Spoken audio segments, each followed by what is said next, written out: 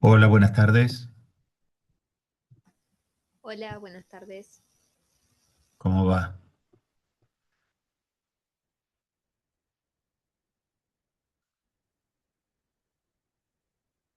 Hola, ¿cómo va? ¿Qué tal? ¿Todo bien? Todo bien, por suerte. Terminando de leer lo último ya del curso. Bueno, me alegro, me alegro.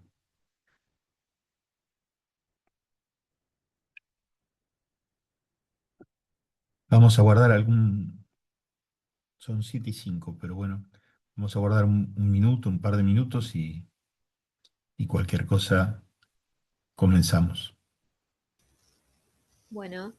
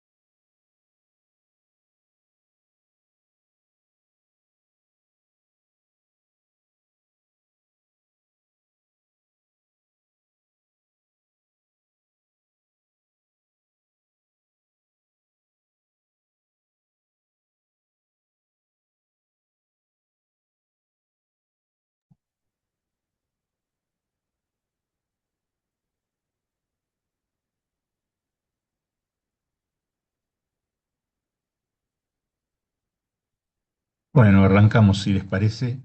Eh, me decía Estanislao que había llegado a terminar de leer, no sé si hay alguna consulta. De los contenidos, no tanto en sí. Después tengo un par de consultas más como de carácter de cómo es la situación actual y de ciertas tecnologías que yo vengo estudiando aparte y si están siendo aplicadas. Bien, bien, bien. Pero no sé si hacerlas ahora o la dejamos para el final. Eh, Mira, es indistinto. Básicamente yo lo que había preparado como, bueno, como un tema por ahí para revisar, pero es un poco relacionado con el final del curso, un poco haciendo foco en lo que es la estructura de los centros de colecta y procesamiento de semen, cómo funcionan, todo el tema de elaboración de dosis de semen y demás. Pero podemos de todas maneras incluir tus dudas al final o al comienzo. Para mí es indistinto. Ah, bueno, bárbaro. No, no, de última prefiero ver esto y después te hago el final, que esta parte, qué sé yo, lo que es más del curso, me interesa más. Bueno, bueno, bueno. Eh, Marisol, ¿alguna duda o arrancamos con esto? por mi parte no tengo dudas, así que Bueno, podemos arrancar nomás. bueno, perfecto.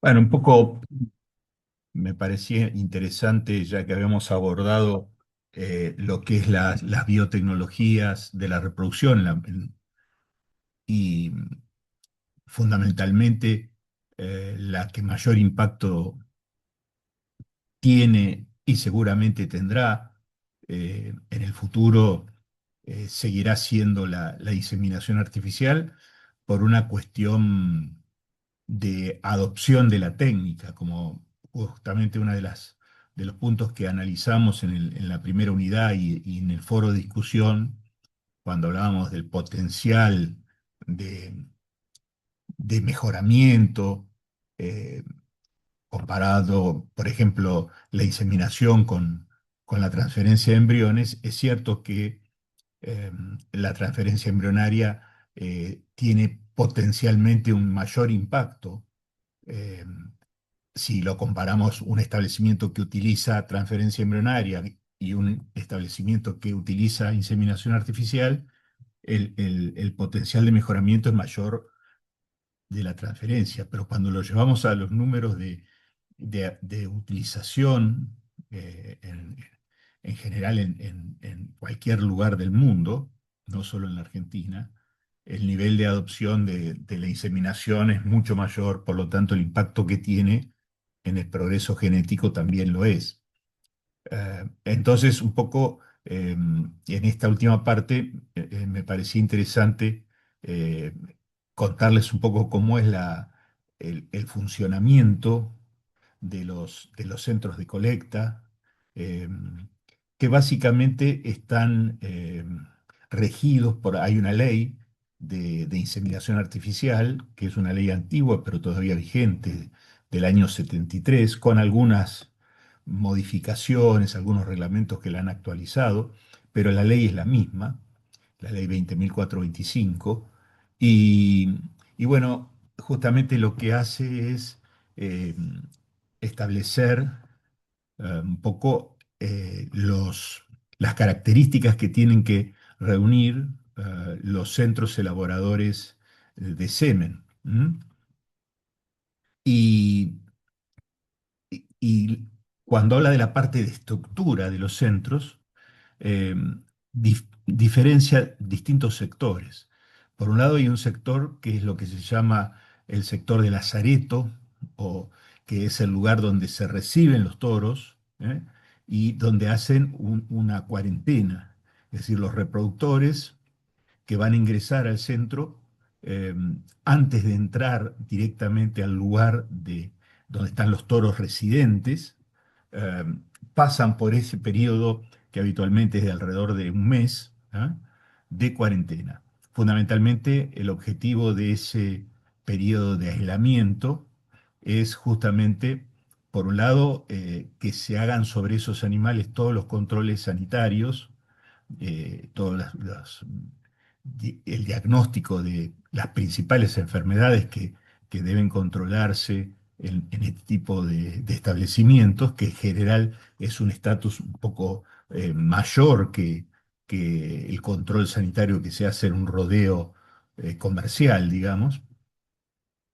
Y por otro lado también, eh, si es que ese animal está incubando alguna enfermedad, bueno, el hecho de tenerlo aislado y tenerlo 30 días en esa condición, da las posibilidades de que el animal, si viene incubando alguna enfermedad, la pueda evidenciar y que no sea puesto en contacto con otros animales. Eh, en el caso de, ese sería del sector de Lazareto, que es un sector que está generalmente más marginal, no está en la parte central, obviamente, de las instalaciones. ¿M? Después, ahora les voy a mostrar algunas fotos. Como les decía, está la zona donde están alojados en forma permanente los toros residentes. Eh, Hay algunos centros que tienen eh, toros propios y un mix por ahí de toros de terceros. Los menos son centros que tienen exclusivamente toros de terceros, pero están como, digamos, las dos modalidades. ¿M? Aquellos centros que no tienen toros propios y que comercializan el servicio de elaboración de pajuelas, y los otros que no solo elaboran pajuelas, sino que las comercializan, que es la mayoría de los centros, y bueno, y muchos de ellos son toros enteramente propios o a veces son consorcios con algunos otros este, inversores o cabañeros. Luego está, además de ese sector, con piquetes, donde están los toros alojados y donde son piquetes individuales, ¿ya? Um, y que si por H o por B el toro debe salir del centro y luego va a reingresar, también otra vez debe pasar por el lazareto, por cuestiones obviamente sanitarias. Después está, por ejemplo, el sector de la pista de colecta o sala de colecta o de extracción, que es justamente donde se hace la extracción de semen. Luego lo que es el laboratorio, que es el que evalúa y procesa ese semen hasta que finaliza en las pajuelas, en el envase ese que viene contenido el semen congelado. ¿M?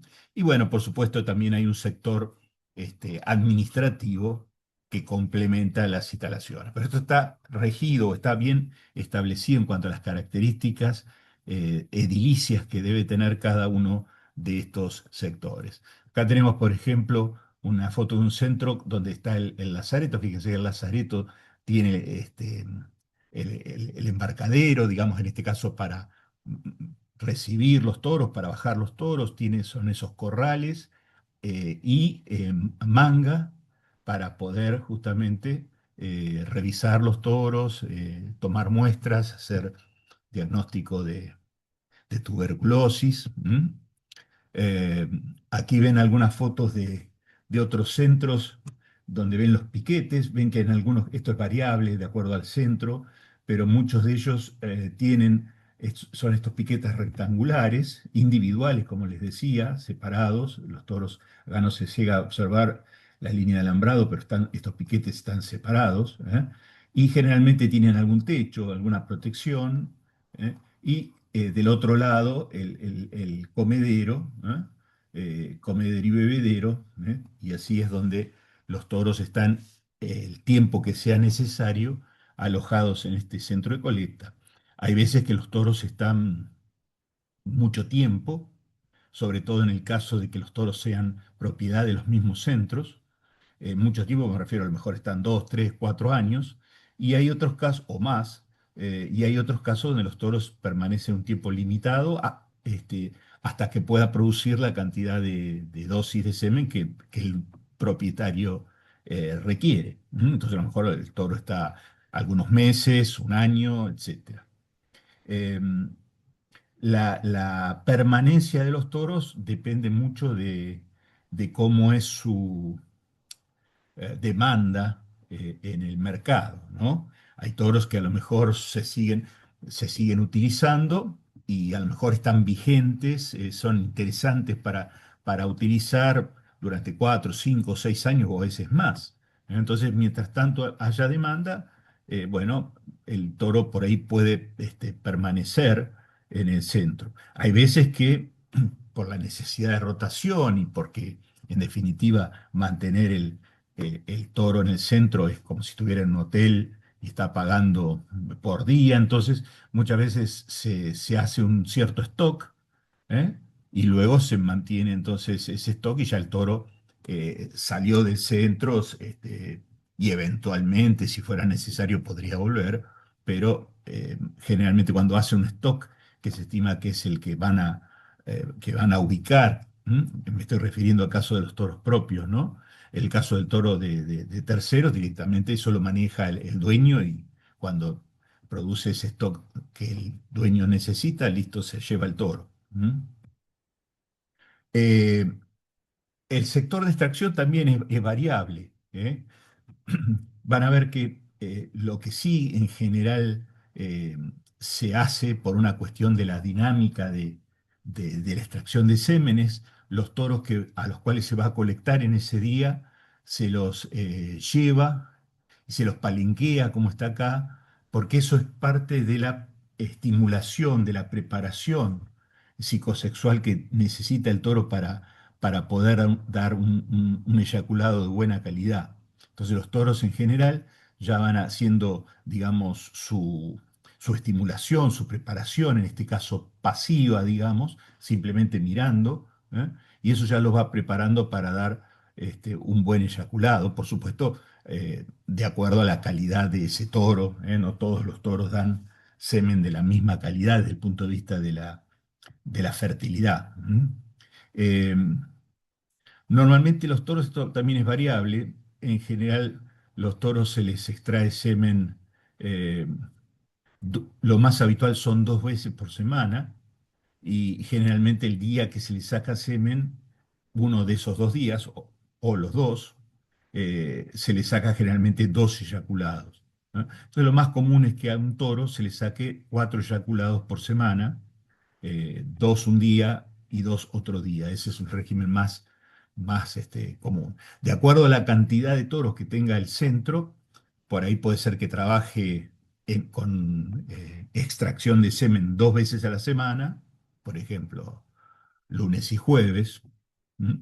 O que trabaje, si son más toros, a lo mejor que algunos toros los colecte lunes y jueves, a lo mejor, y otros los colecte martes y viernes. Y el miércoles, un día que queda para otros trabajos que no están vinculados con la extracción de semen. ¿M? Eso es, digamos, el régimen más común. Eh, Se supone que el toro, con sus variaciones, eh, es capaz de elaborar un eyaculado por día, elaborar esto entre comillas, es decir, producir la cantidad de espermatozoides que puede eyacular en el día. Es decir, que al toro promedio se le podrían extraer hasta 7 eyaculados por semana. Pero fíjese que normalmente el ritmo de colecta es menor al potencial, ¿eh? La mayoría de los toros se sacan 4. Por ahí, eventualmente, algún toro eh, que se está hay que sacarle semen por la demanda y a lo mejor el toro puede responder, por ahí se le sacan 3 eyaculados, y 3, o a lo mejor 2, 2 y 2, y entonces llega a un nivel de 6 eyaculados por semana, pero lo más habitual son 4. Fíjense que también otra de las cuestiones que varía, este es una pista de extracción cubierta, es un lugar techado, este también. Hay otros centros que la pista de extracción está al aire libre, ¿eh? Hay algunos centros que sacan semen eh, colocando, para sacar semen lo más habitual es un método que se llama el método de vagina artificial, ahora les voy a mostrar. Pero para sacarle semen con la vagina artificial, el toro se hace saltar sobre una vaca o incluso sobre un novillo o incluso sobre otro toro, ¿eh? Entonces, en ese caso, puede ser que el centro trabaje con estos bretes, que lo que hacen es la foto del medio, que es inmovilizar, no sé si se ve bien el puntero, sí. Estos, a ver si lo puedo. Ah, no, este es para pintar. Perdón. Bueno. ¿Lo ven acá al puntero, la flecha, la ven o no se ve bien? Sí, sí, se ve. Ah, a ver si lo puedo tirar la flecha entéricamente. No sé cuál es. Este es de dibujar. Bueno, si lo ven, no lo encuentro acá el puntero láser. Eh, entonces, voy a volver. Quiero pintar. Les decía, esto ven que es un brete donde acá hay otro, ¿eh? Donde acá se inmoviliza la vaca, por ejemplo, sobre la cual va a montar el toro para hacerle la extracción, ¿eh? Eh, Fíjense que en este centro incluso tienen esta cantidad de bozales que se usan directamente en forma individual, ¿eh? Trabajan con los toros embozalados. ¿Mm? Acá es otro centro que trabaja similar, pero fíjense que el animal, la vaca o incluso otro toro, está suelta entre comillas, es decir, no está embretada. porque ve que está con una bozal, incluso con una mocheta, y que esta persona maneja el animal sobre el cual va a saltar. Este animal se le recibe el nombre de súcubo. Súcubo es esto, es el animal que se usa sobre el cual va a saltar el toro dador. ¿M? Em, Como les decía, el método clásico de extracción de semen es por vagina artificial. Acá ven fotos de vaginas artificiales. Cada toro tiene su propia vagina artificial por cuestiones sanitarias. Incluso la vagina que se usa para el primer salto de ese día es distinta a la que se usa para el segundo salto de ese día. ¿Por qué? Porque hay que tratar de evitar el contacto. Primero que cada toro tiene que tener su propia vagina, pero por otro lado aún no repite la primera y segunda extracción para tratar de bajar la posible carga bacteriana que tenga, ¿eh? A lo mejor en la segunda extracción. Entonces siempre se usa vagina limpia, vagina nueva. ¿M? Eh, ¿Qué partes tiene la vagina artificial? Bueno, tiene este cilindro, que es este que vemos acá. Fíjense que tiene una etiqueta incluso con el nombre del toro. Este cilindro es rígido, ¿eh? Y dentro de ese cilindro rígido va otro cilindro de látex flexible, que es lo que llamamos habitualmente camisa. ¿M? Es decir, que esta camisa se coloca por dentro del cilindro exterior. ¿Ah? Y a su vez, si observan, el cilindro exterior tiene un orificio, ¿m? Acá lo tienen, con un tapón en este caso, o con una válvula en este caso, que permite a través del cual se accede a el espacio que queda entre el tubo rígido y la camisa interior. Acá ven que hemos puesto la camisa, ¿eh? Se revierten los bordes de la camisa, que es más larga que el tubo exterior, ¿m? Y incluso con estas gomas se sujetan para que quede bien fijo. La idea es que generar en el espacio entre los dos cilindros, uno dentro de otro, eh, generar, allí colocar agua caliente, agua a una temperatura que termina alrededor de los 44, 45 grados. Digo termina porque en general se coloca agua más caliente que eso para que en el trayecto, mientras se espera la extracción y todo se va enfriando. Ven que acá hay como si fuera un corte y ven que está la camisa y por fuera está el tubo rígido. Y a través de ese orificio, entonces, uno vuelca agua que llena justamente toda esa cavidad. ¿Qué es lo que estamos queriendo? Cuando el toro, como esta es una vagina artificial, lo que vamos a hacer es que el toro introduzca el pene dentro de esta vagina artificial y al encontrar el estímulo de la temperatura, el toro va a eyacular. O sea que el principal estímulo para la eyaculación del toro es la temperatura de la vagina, en el caso de la vaca, o de esta vagina artificial. Y después esta vagina artificial se completa con un cono de látex, ¿m? Acá lo tienen, ¿eh? Y ese cono que se fija al extremo, a uno de los extremos de la vagina, se continúa con un tubo recolector. ¿M? Entonces, esa es la estructura de la vagina, es decir, tiene toda esta parte que es la parte que estimula y la que provoca el estímulo de la eyaculación, y luego, una vez que el toro eyacula, el semen va por ese cono de látex y termina en el tubo colector. ¿Cómo se prepara? Otra vez, acá vemos entonces la persona que maneja, en este caso es una vaca, acá está el toro. Lo primero que va a hacer es, para tratar de estimularlo más, suponiendo que va a querer extraerle semen a este toro, ¿eh? Lo que va a hacer es que se acerque a la vaca, incluso que la monte, y una vez que la monta, fíjense que Él tiene aquí la mano enguantada y lo que hace es desviar el pene y va a hacer descender al toro. Eso es lo que se llama las falsas montas. Es decir, generalmente 2 o 3 veces antes de sacarle semen se repite este procedimiento de hacerlo montar y bajarlo, hacerlo montar y bajarlo. Todo eso hace que el toro cada vez se estimule más y va a lograr que eyacule un eyaculado, valga la redundancia, de mayor concentración espermática, de mayor calidad. ¿Mm? Entonces eso es lo que está haciendo. Acá una vez que ya el toro está estimulado, en este caso está haciendo una desviación del pene y le va a presentar directamente la vagina artificial.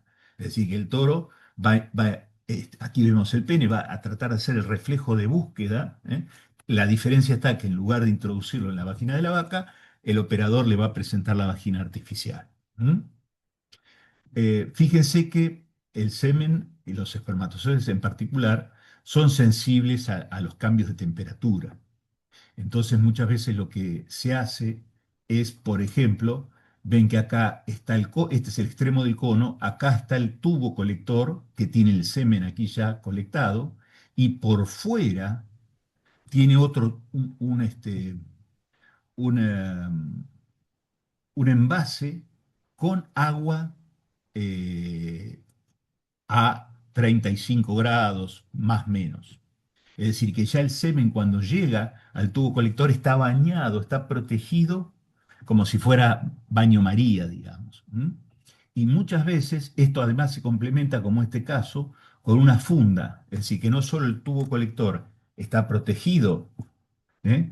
directamente por ese baño María, sino que además todo está con una funda. Piensen que muchas veces esta maniobra empieza a lo mejor a las 7:30, 8 de la mañana, depende del momento del año, pues, en invierno, y a lo mejor son 3, 4, 5 grados de temperatura o menos.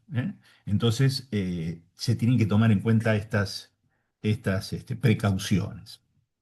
Acá sí ya tienen directamente el tubo, ven que el tubo colector es un tubo cónico y es un tubo que ya está graduado en centímetros cúbicos, con lo cual ya la persona, y sobre todo cuando ese eyaculado ingresa al laboratorio, una de las cosas que hace el operador, el que está en el laboratorio, es registrar eh, que ese es el tubo del toro y del primero o segundo salto de ese toro, y registra, entre otras cosas, el volumen.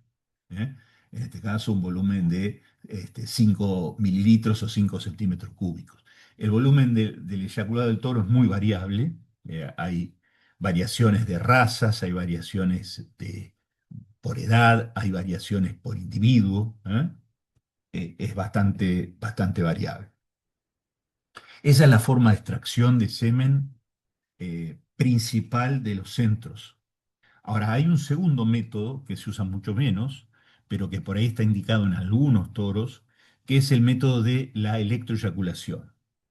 Eh, este está fundamentalmente indicado por ahí en toros como son estas razas índicas, que son toros más tímidos, que son toros que están menos acostumbrados a trabajar, a ser trabajados por el hombre. O por ahí se puede utilizar la electroeyaculación en toros que tienen algún problema a nivel del aparato locomotor y por lo tanto no pueden hacer la monta. Entonces se saca por electroeyaculación.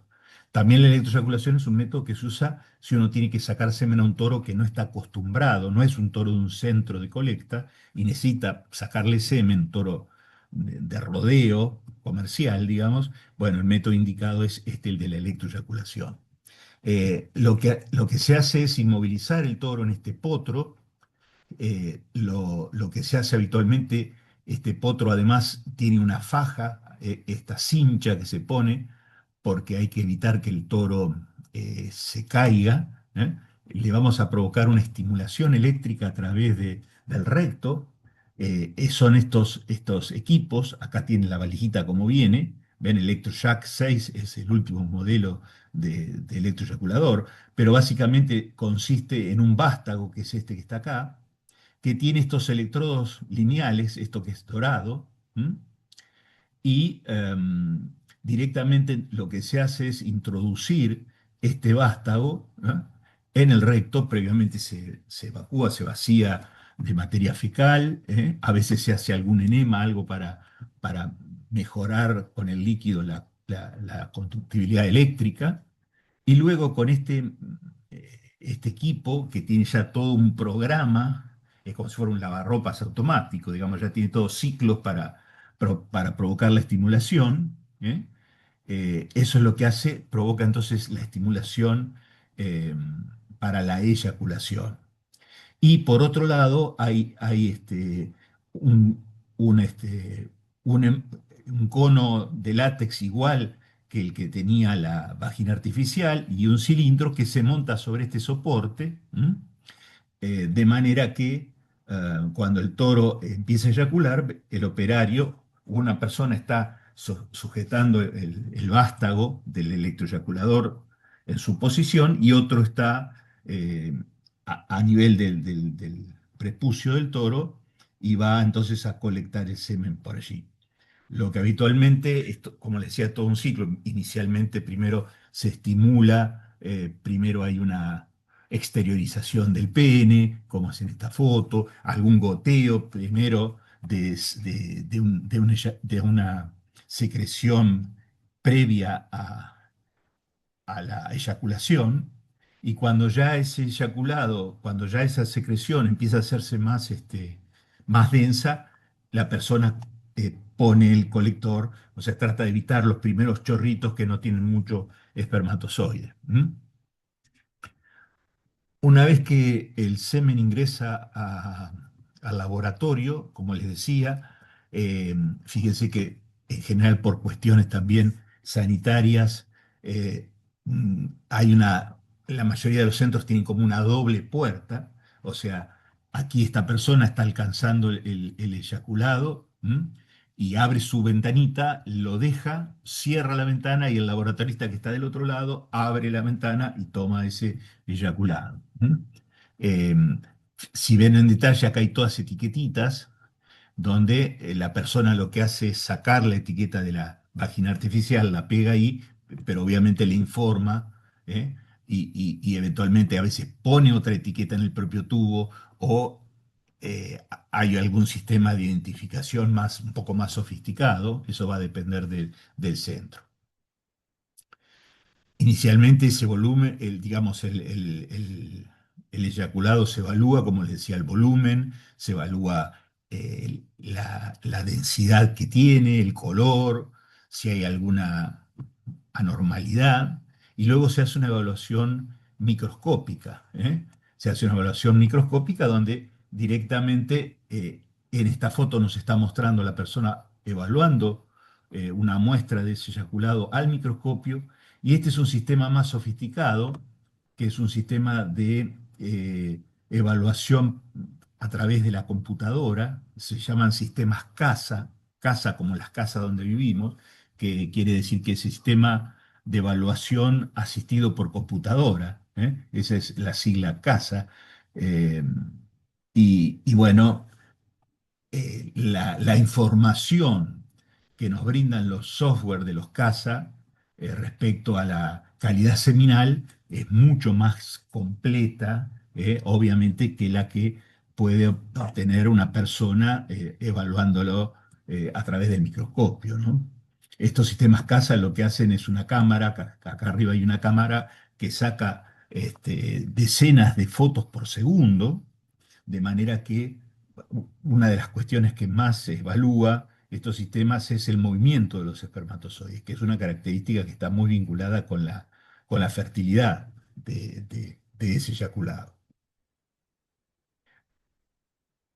Otra de las cuestiones que hay que hacer es determinar la concentración del eyaculado, porque en función de la concentración espermática, de la cantidad de espermatozoides que tenga por mililitro, por milímetro cúbico, eh, en función de esa concentración se va a determinar la cantidad de dosis, la cantidad de pajuelas que se pueden elaborar a partir de ese eyaculado. ¿Uh? Es decir, los centros habitualmente lo que hacen es ya definir previamente la cantidad de espermatozoides que van a colocar por pajuela, por dosis. Puede ser habitualmente entre, digamos, 25 o 30 millones de espermatozoides. Eso es lo que normalmente contienen la mayoría de las pajuelas. Es una decisión un poco de cada centro. ¿M?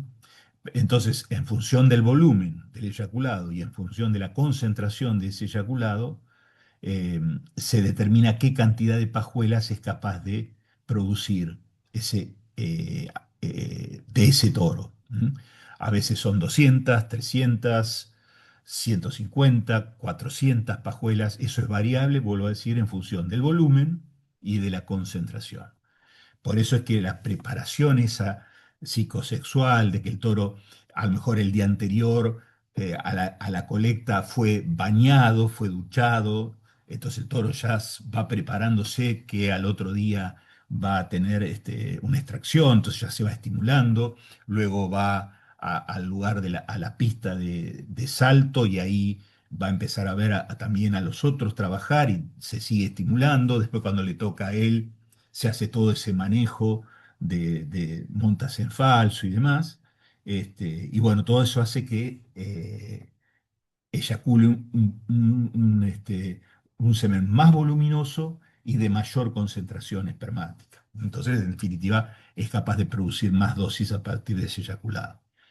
Em, la determinación de la concentración espermática se hace habitualmente en los centros con equipos, generalmente son fotómetros, o sea, no se hace en forma un recuento con un microscopio, porque eso llevaría mucho tiempo, sino que se hace directamente de forma automatizada con estos equipos. Y una vez que se define que ese eyaculado es apto, es decir, que sobre todo que tiene una buena movilidad de los espermatozoides, ya sea evaluada por microscopía o con el sistema CASA, y que se sabe qué concentración tiene, entonces lo que se hace es se hace una dilución, es decir, se le agrega un líquido diluyente que lo que va a hacer es por un lado dar volumen, porque piensen ustedes que a lo mejor ese eyaculado, que a lo mejor tiene como este que veíamos 5 centímetros cúbicos, y a lo mejor da para producir, pongámosle 200 pajuelas, ¿eh? Habíamos visto que hay pajuelas de 0,25 y hay pajuelas de 0,5, pero pongámosle que son pajuelas de 0,25, si tiene que producir 200 pajuelas de 0,25, necesita un volumen de 50 centímetros, si no hago mal la cuenta. Son 200 por punto 25, necesita sí, exactamente 50 centímetros cúbicos para poder fabricar esas 200 pajuelas. Y el eyaculado tiene 5 y necesita 50. Entonces, una de las funciones que tiene el diluyente es agregarle volumen para poder fabricar, le aporta esos 45 centímetros cúbicos que le faltan en este caso ¿eh? a la, al eyaculado. Pero por otro lado también, como veíamos en el segundo capítulo, le aporta componentes, entre ellos el crioprotector, para que pueda soportar el proceso de la congelación. También tienen antibióticos, también tienen otros componentes que evitan el daño previo a la congelación, lo que se llama el shock por frío, es el que les decía que tenemos que evitar en el momento de la extracción. Bueno, también lo tenemos cuando vayamos a provocarle el descenso, como es en esta foto, donde el semen ya está diluido, ya le hemos agregado el diluyente, pero se lo trata de bajar de los 32, 33 grados que tiene cuando lo reciben, ¿m? Se lo trata de bajar a una temperatura de 4 o 5 grados. Si no tuviera el diluyente, eso dañaría los espermatozoides. Por eso el diluyente va a proteger del descenso a los 4 o 5 grados y después también va a seguir protegiendo aún más cuando se lo congele. ¿Eh? Entonces es un tema fundamental la calidad de ese diluyente que se agregue, el tipo de diluyente. Y una vez que el semen ya está enfriado, ya alcanzó los 4 o 5 grados, luego se lo envasa en las pajuelas. Acá tienen una máquina para que lo que hace es envasar las pajuelas. ¿Eh? Directamente cada pajuela toma contacto la máquina por cada uno de los extremos y de un extremo lo que hace es vacío, aspira, y del otro extremo con una manguerita está conectada al semen. ¿Eh? De manera que de esa manera se llenan en forma automática. Hay máquinas que llenan de a cuatro pajuelas juntas, otras tres, otras dos, y tienen obviamente distinta capacidad de llenado. Una vez que las pajuelas están llenas, se colocan en estas rampas, como estas que están acá, para ser colocadas en la máquina que las va a congelar. ¿Eh? Estas congeladoras de pajuelas lo que hacen, están conectadas a una computadora y están conectadas un, eh, a un tanque de nitrógeno líquido, porque se congelan en nitrógeno líquido. Entonces fíjense que acá esta máquina está llena de todas rampas, todas con sus pajuelas. ¿Eh? Se va luego a cerrar esa tapa y se va a poner en marcha el programa de congelación. ¿Eh? Eso ya tiene una curva preestablecida, ¿eh? Y la computadora va inyectando vapor de nitrógeno para lograr una curva de descenso de temperatura óptima. ¿M? Y una vez que termina el proceso del ciclo de congelación, se abre la tapa, por eso acá vemos ese humito, que es el humo del vapor de nitrógeno líquido, ¿no? Y luego, una vez que han sido congeladas, se sacan las pajuelas, se ponen estos envases que se llaman gobelets, son vasitos plásticos, y de ahí van a estos tanques de nitrógeno que tienen los centros, que son grandes, no son los termos que normalmente tenemos en el campo de 20, 30 litros, sino son termos grandes, que son capaces de almacenar muchas pajuelas. Eh, una vez que ya la pajuela es sumergida directamente, se saca de esta máquina y se sumerge en nitrógeno líquido, eh, normalmente a la semana, los centros generalmente trabajan con esa rutina, hacen un nuevo control de calidad, porque han hecho un control de calidad del eyaculado para decidir si el semen es o no congelable. Pero ahora tienen que hacer un nuevo control de calidad para ver si las pajuelas han soportado el proceso de la congelación. Entonces, generalmente a la semana se toman algunas pajuelas de cada partida, digamos, elaborada, se descongelan y se evalúan, ya sea por el sistema CASA, como decíamos, en forma automatizada o por microscopio. Y se ve si verdaderamente conserva la calidad para poder salir digamos, a despacho, a venta, digamos, a entrega para el comprador. Y lo último que quería decirle respecto de esta dinámica de los centros es que cuando uno habla de control de calidad, la calidad del semen eh, eh, implica varios parámetros, la calidad de las pajuelas, la calidad del semen congelado. Por un lado, implica que tiene que cumplir con una calidad sanitaria. Eso quiere decir que ese semen sea seguro y que no sea un factor de introducción de enfermedades en los rodeos. Por eso es que se pone tanto hincapié en el control sanitario de los toros dadores, que son toros que están aislados, que entran primero, pasan por una cuarentena, que mientras están en el centro están controlados, cada 6 meses se los controla sanitariamente, ¿eh? Y entonces, ese es el primer componente de calidad, que el semen ese sea un semen seguro. No vaya a ser que yo por comprar semen con la inseminación introduzca enfermedades. Entonces, ¿eso cómo lo garantizamos? Bueno, cumpliendo con estos requisitos. Porque uno podría elaborar semen en un rodeo, digamos, en un campo particular que no sea un centro de elaboración. Pero ese semen que yo elaboro en un campo es un semen que se llama uso propio. Es decir, es un semen que se puede usar para, para uno mismo. ¿M? Pero no para comercializar. ¿Eh? ¿Por qué? Porque una de las cuestiones es esta, la sanitaria. Tienen que ser toros que estén bajo un sistema de control como establece la ley de inseminación. Otro de los criterios de calidad, obvio que es el que siempre pensamos, es que el semen sea fértil, es decir, que esas dosis de semen que yo compro tengan calidad biológica, es decir, que tengan una cantidad de espermatozoides eh, con una movilidad adecuada para que puedan fecundar. ¿M? También implica una calidad bacteriológica. Esto se hace generalmente, no es de rutina, pero cada tanto se mandan a analizar pajuelas. El centro analiza pajuelas, las manda a cultivo bacteriológico y no debería haber un desarrollo bacteriano muy grande, lo cual nos estaría hablando que la calidad y sobre todo la higiene en el establecimiento, en el centro, en el laboratorio, pero también en la parte de colecta, es adecuada. Eso se hacen recuento en lo que se llaman unidades formadoras de colonia. ¿M?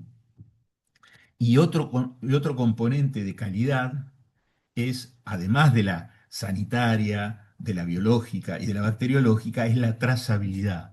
Esto es un tema fundamental, que yo sepa que en esa pajuela que está impreso, tiene impreso, fíjense, Argentina, tiene un número del centro de un código del centro que lo elaboró, la raza, la fecha, el apodo del toro, un código interno. Eso me da la trazabilidad. Si yo cuando veo esta pajuela, supónganse que la uso o que previo a usar quiero evaluar si verdaderamente corresponde a la dosis que yo creo que voy a utilizar, no solo del toro y la raza, sino también incluso la fecha de elaboración que tiene que estar respaldada por los certificados sanitarios.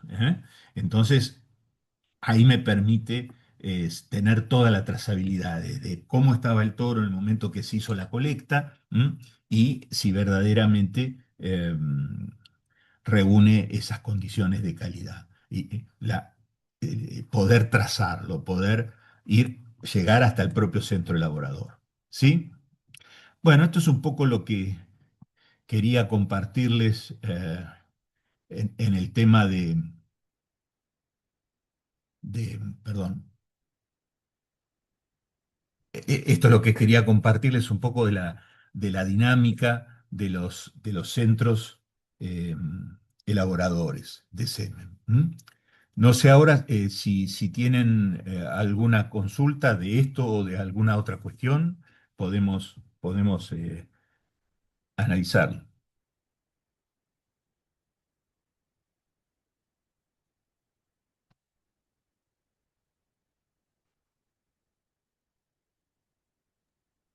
Quedó bastante claro hasta ahora toda esta parte. Bueno, me alegro. Parte no. ¿Habían tenido posibilidad de visitar algún centro?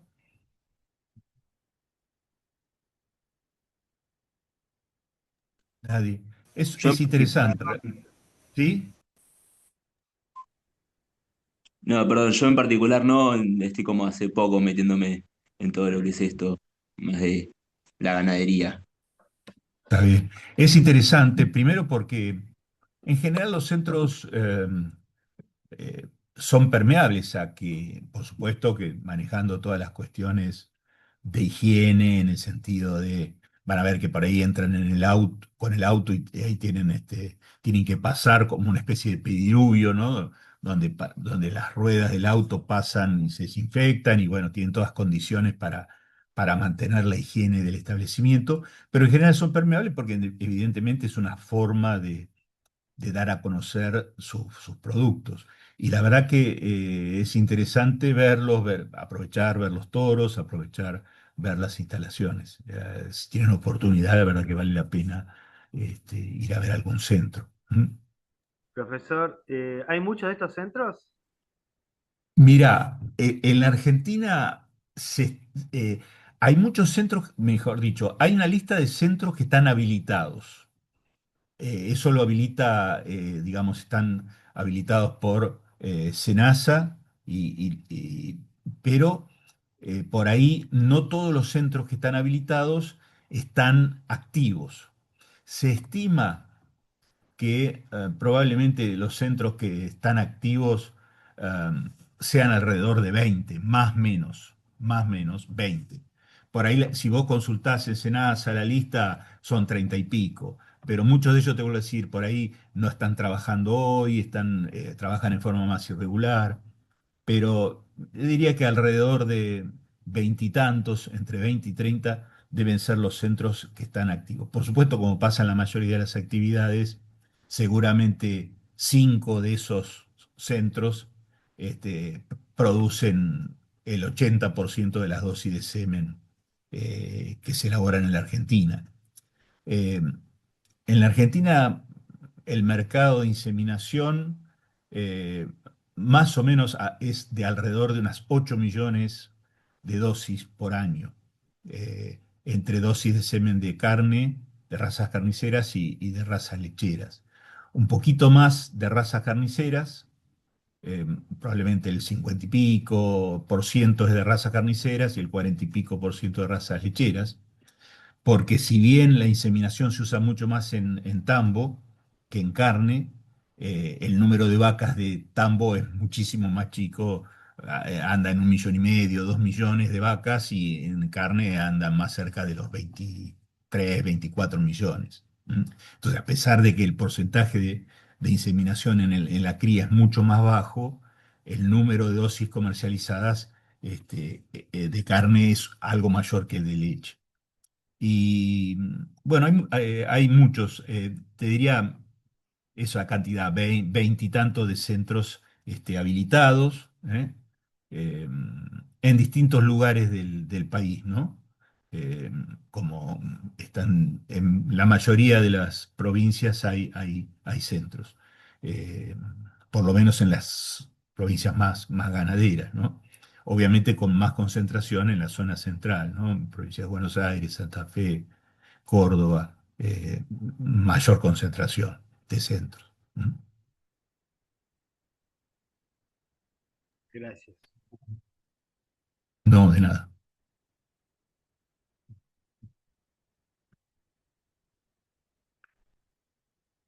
Y yo quería saber, ¿la Argentina exporta o importa? Las dos cosas, pero te diría que fundamentalmente es un importador. ¿Eh?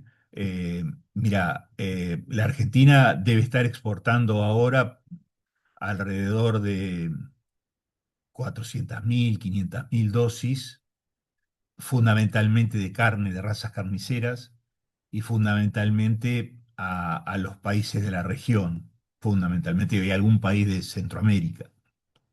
Y, e importa eh, alrededor de 2 millones y pico, 3 millones de dosis, o sea, mucho más, y casi exclusivamente de razas lecheras.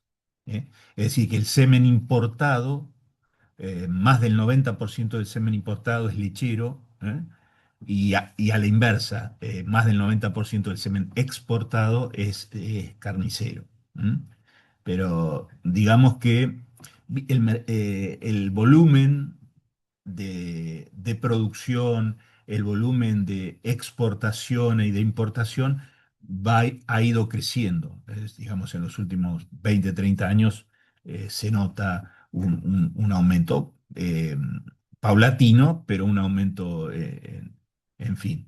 Vos sabés que el tema de tambo se ha mantenido, no ha habido tanto crecimiento porque siempre se inseminó una proporción y eso se mantuvo. El gran despegue fue en carne, ¿no? Donde en carne se cuadruplicó la cantidad de, como veíamos en la clase anterior de inseminación, aumentó 4 veces la cantidad de vacas inseminadas. Entonces el aumento fundamentalmente es de semen de carne. Eh, pero sí, más o menos ese es el panorama del mercado. ¿Mm?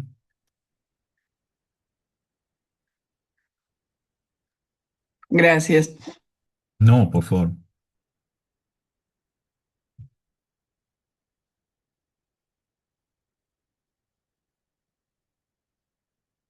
¿Alguna duda más?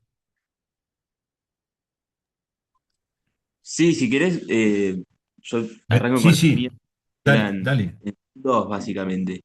Sí. Primero, la primera es cómo es el panorama ahora con el tema de la implementación de estas tecnologías, viendo que ahora, bueno, están bastante relegadas, si se quiere.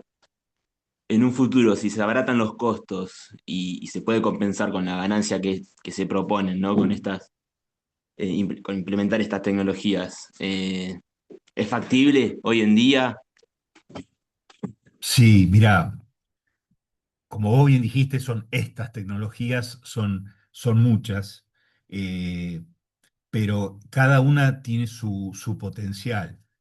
Vuelvo a decirte, de menos a más, o sea, de las más antiguas, por ejemplo, la inseminación, tiene un potencial de crecimiento importante, porque si bien en el tema de carne, como te decía, estamos probablemente entre un 15 y un 20% de las vacas inseminadas, es mucho respecto a lo que era, pasamos de 3-4% a 15-20%, pero todavía nos falta para llegar, tenemos para crecer mucho. Y se da, que algo lo hemos hablado en las clases cuando hablamos de inseminación, se da que hoy la cuestión de costo de la inseminación está casi, está en las mejores condiciones de todas las épocas, ¿no? Donde hoy verdaderamente inseminar es totalmente accesible. eh, Incluso cuando uno compara costos, lo que sale el servicio natural, digamos, con toro versus la inseminación artificial, hoy por hoy en la mayoría de los planteos es más barato inseminar que usar toro con servicio natural. No quiere decir que es uno u otro, porque como ustedes vieron, siempre que insemine se termina utilizando toro también de repaso, pero llegamos hoy al punto de donde la inseminación es totalmente, el costo-beneficio de la inseminación es sumamente favorable para el lado del beneficio. La transferencia embrionaria es otra situación, ya va a otra población. La inseminación está pensando que puede llegar a la base de la pirámide, o sea, al rodeo comercial.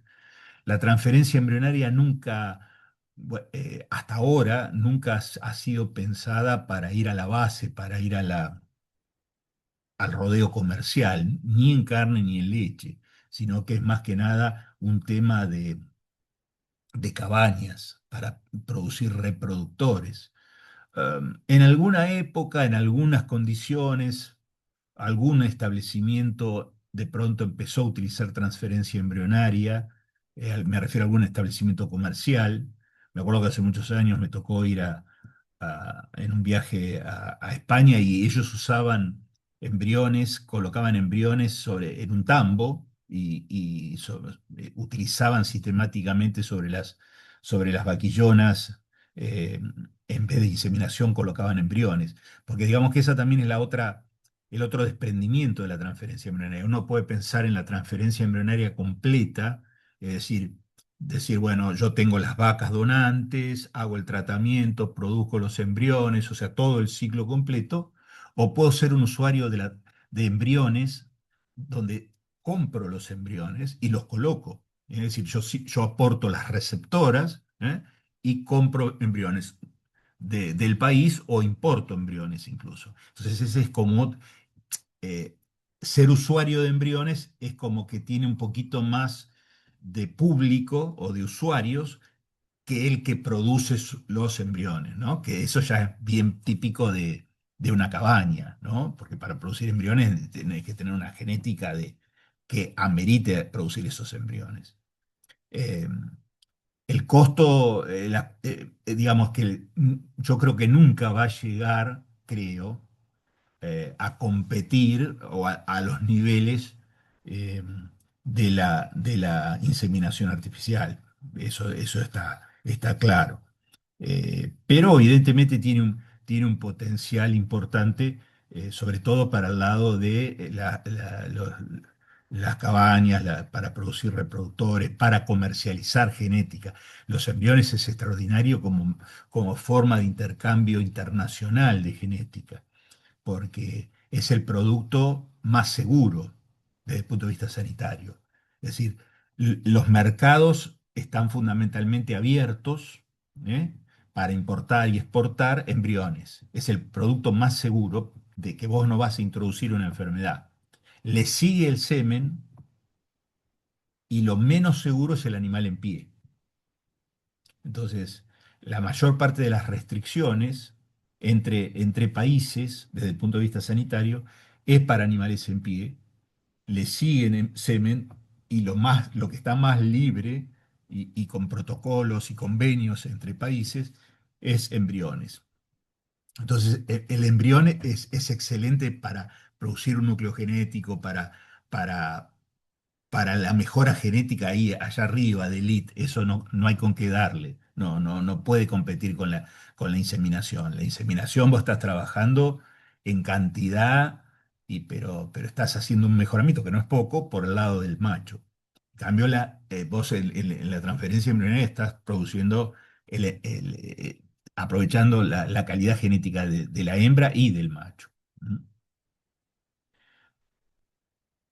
La transferencia embrionaria ha sufrido un cruce de técnicas. Hay básicamente dos grandes técnicas de transferencia embrionaria: la producción de embriones in vivo y la producción de embriones in vitro.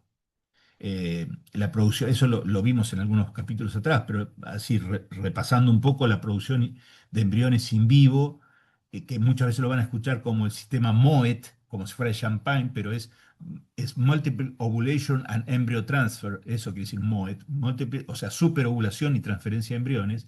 Quiere decir que es la forma convencional de transferencia embrionaria: elegir una vaca donante, hacerle un tratamiento superovulatorio para producir más embriones, se la insemina para producir los embriones en esa donante, se recuperan los embriones, y se colocan en receptoras o se congelan para preservarlo y en determinado momento se colocan sobre receptoras. Esa es la producción in vivo. En los últimos años, la producción in vivo ha ido a nivel mundial bajando y ha ido creciendo la producción in vitro. La producción in vitro, la diferencia está que sobre esa vaca de alta calidad no se hace todo este procedimiento de superovularla, inseminarla, recuperar los embriones, sino lo que se hace es aspirar los ovocitos, los óvulos.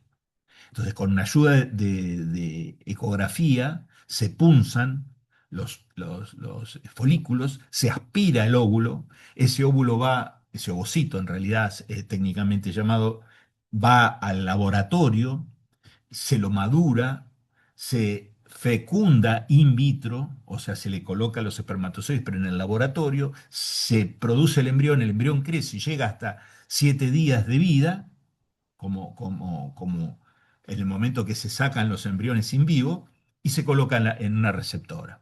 Es decir, que en lugar de que la fecundación ocurra dentro de la vaca donante, lo que se hace es se saca el ovocito de la donante, se fecunda en el laboratorio y ese embrión que se produce se transfiere a la receptora. Eso ha ido creciendo muchísimo. Hoy hay mucho más producción in vitro de embriones que in vivo. Hay países que son los que especialistas. Uno de ellos es Brasil. Brasil produce muchísimo embrión in vitro. Eh, y bueno, parecería ser más el futuro. Hoy por hoy los que hacen transferencia embrionaria, la mayoría usa las dos técnicas.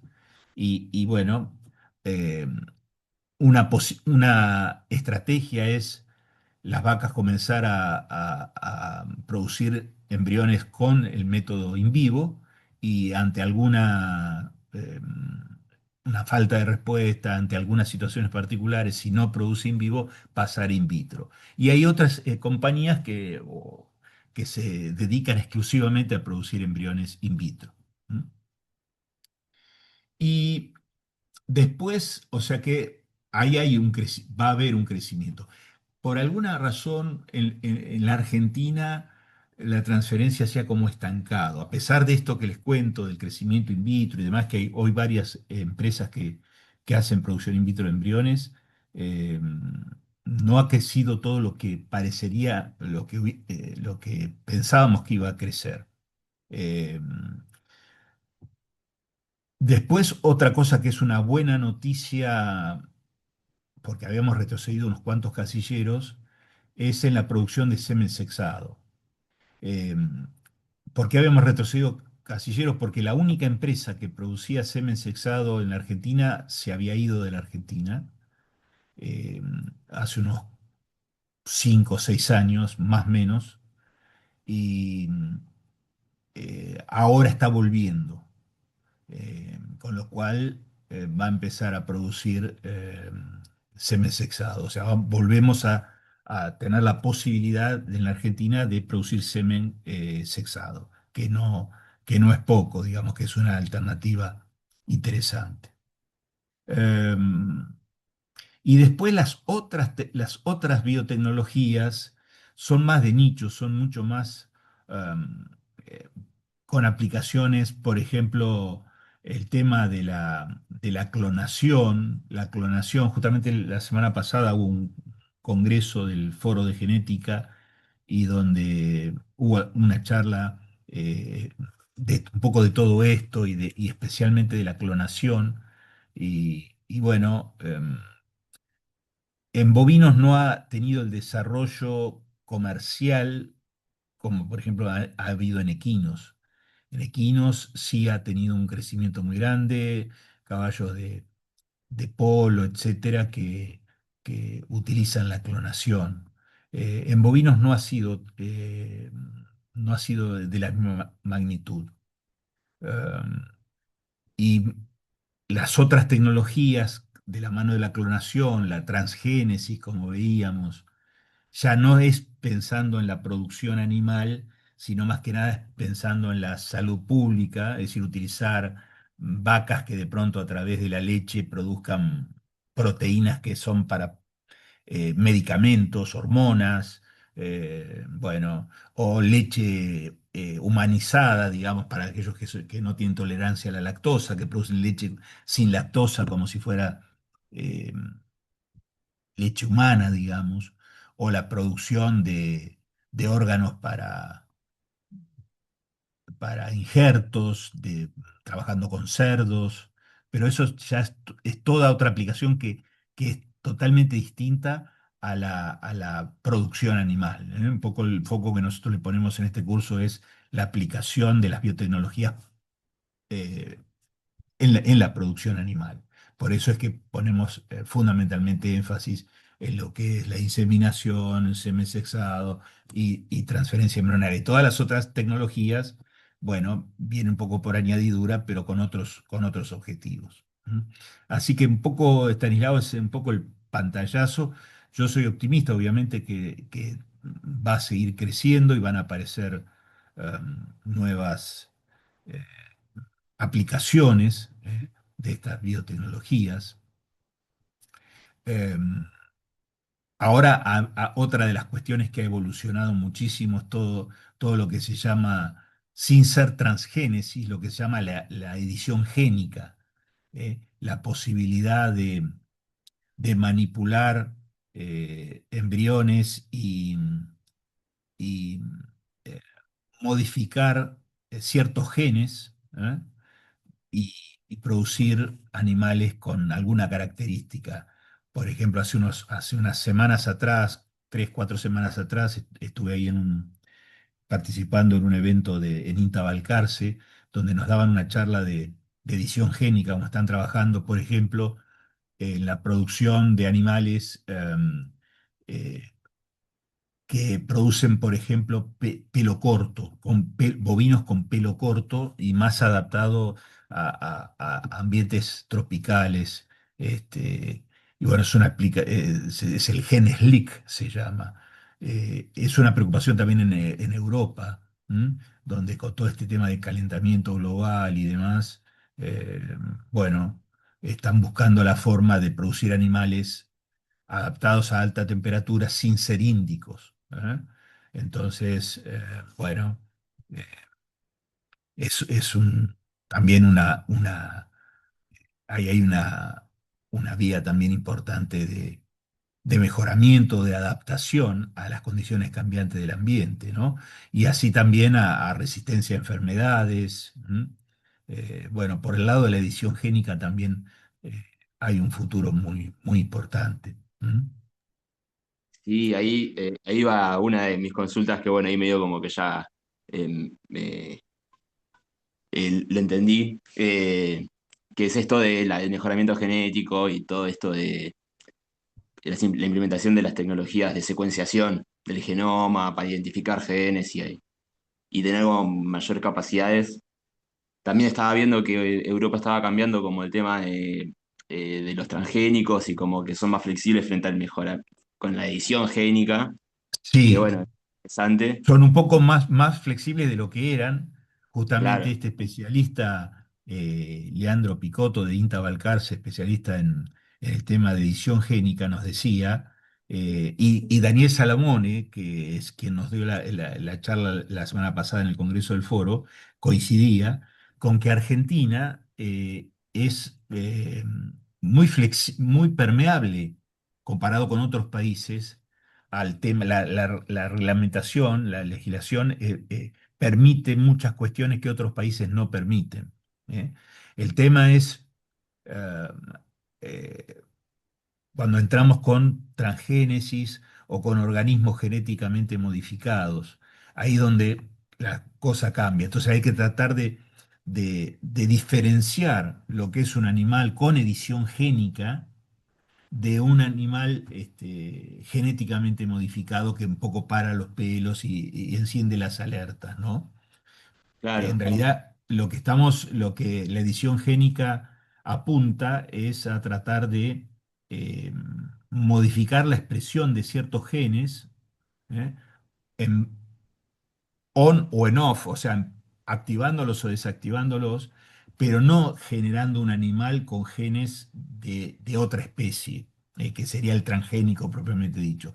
Porque el transgénico, el genéticamente modificado, es un poco un juego de palabras, porque uno podría decir, bueno, pero si yo estoy activando o desactivando, también está genéticamente modificado. Pero no, pero un organismo genéticamente modificado está pensado en que es un animal que se le han introducido genes de otra especie. ¿Eh? Entonces ya ahí entra claro, como en otros estándares, ¿no? sí, sí, sí. Muy interesante eso, claro, buscar, qué sé yo, en un fenotipo dado, qué genes son los responsables de ese eh, Exactamente.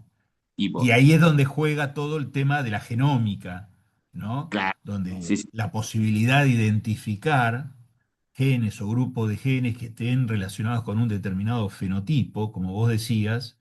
Y bueno, y ahí la genómica también es todo un mundo que se viene. Hoy justamente a la mañana estábamos hablando en la facultad, en veterinaria, ¿no? El tema, lamentablemente muchas veces con la genómica, acá en la Argentina, no sé si será en otros lugares similar, se ha generado como dos bandos, la típica grieta, ¿no? Donde por ahí hay gente que es contra la genómica y otra gente que es a favor de y en realidad tenemos que pensar que es una herramienta más, ¿no? Que no es genómica sí o genómica no. Y sí. seguramente haya por avanzar mucho, mucho, eh, pero hoy por hoy, aún en el estado de hoy, en el que estamos hoy, fíjate vos que la precisión de lo que se llaman los DEPs enriquecidos por genómica, cuando un determinado atributo, un determinado rasgo tenía una cierta precisión por las evaluaciones genéticas convencionales, cuando se le agrega información genómica, esa precisión aumenta significativamente. Y eso es muy importante porque eh, parte del secreto del mejoramiento genético es justamente trabajar con información precisa. ¿M? Y esa información precisa, fundamentalmente, antes de la genómica la daba la cantidad de crías. Cuando decía, bueno, fenómeno, si yo por inseminación veo que este toro transmite y es en miles de hijos produjo esto comparado con este otro, listo, la evidencia es esa. Pero si yo a eso le puedo agregar la genómica, puedo lograr una precisión similar sin tener semejante cantidad de hijos. Y todo eso lo que hace, en definitiva, es poder definir los reproductores a edad más joven y achicar lo que se llama el intervalo generacional. Entonces, cuando uno achica el intervalo generacional, o sea, empieza a usar toros más jóvenes, eh, el progreso genético es mayor. Cuanto más intervalo hay entre una generación y la otra, es decir, el intervalo generacional es la edad que tienen los padres cuando nacen sus hijos. Entonces, si yo tengo que esperar 5 o 6 años para definir que un toro es mejorador de tal rasgo, es un montón de tiempo. Ahora, si yo por la genómica puedo ya definir que un embrión, ni siquiera un individuo, un embrión, ya tiene potencial, ya es mejorador, fíjate vos que ya estamos anulando todo ese tiempo, ya lo estamos teniendo desde antes de nacer esa información. Por ejemplo, para ir al extremo de que genotipáramos un embrión. Pero sin ir a ese extremo, si esperamos un ternero, tomamos muestra de pelo, lo genotipamos, bueno, ya tenemos la información de ese individuo y el intervalo generacional lo estamos acortando y potenciando el progreso genético. Sí, sí, sí, más viendo ahora que cada vez es exponencial, digamos, el descenso en los costos de la secuenciación del genoma, algo que, bueno, se usa mucho ahora en la salud y se tiene que ir Exacto. tratando en los campos. Y quiero volver un cachito, que me quedé con esto muy interesante porque me interesa mucho la investigación. Me dijiste el INTA Balcarce, ¿no? Que En el está en... caso, hay varias, yo me refería al INTA Balcarce. En el INTA Balcarce hay un laboratorio de biotecnologías de la reproducción, que está Federico Hosborg, es el responsable de ese laboratorio, pero hay un muchacho joven, realmente joven, que es Leandro Picotto. Me impactó muy bien, realmente bien, y están trabajando intensamente con el tema de edición génica. Si a vos te interesa todo ese tema, la verdad que es interesante contactarlo. Además, un muchacho totalmente accesible, abierto, la verdad que un fenómeno. Sí, Bueno, es bueno saberlo así porque me interesa también saber sí. si se encarga más el INTA o también hay cabañas que le metan esa dedicación, si se quiere, en ese sentido. No, De, cabañas, viste, a diferencia de lo que es por ahí en equinos, que a lo mejor algo trabajan, en cabañas en realidad generalmente son, viste, centros de investigación que están avanzando ahí con el tema y de, después, de- de lo que es claro, edición génica. ¿Sí? claro, claro. Bueno, buenísimo. Buenísimo el dato. Muchas gracias. No, contactalo porque te digo la verdad, vale la pena, ¿eh? Y son muy abiertos, bueno, el INTA es así, ¿no? Muy abiertos como para ir a visitarlos, ver lo que están haciendo. Está bueno. Bueno, buenísimo. Eso de mi parte era lo último.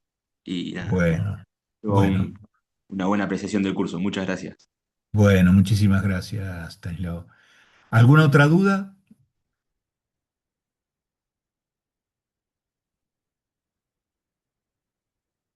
Y si no hay más dudas, aprovecho a agradecerles por haber estado presentes no solo hoy, sino haber estado a lo largo de todo el curso.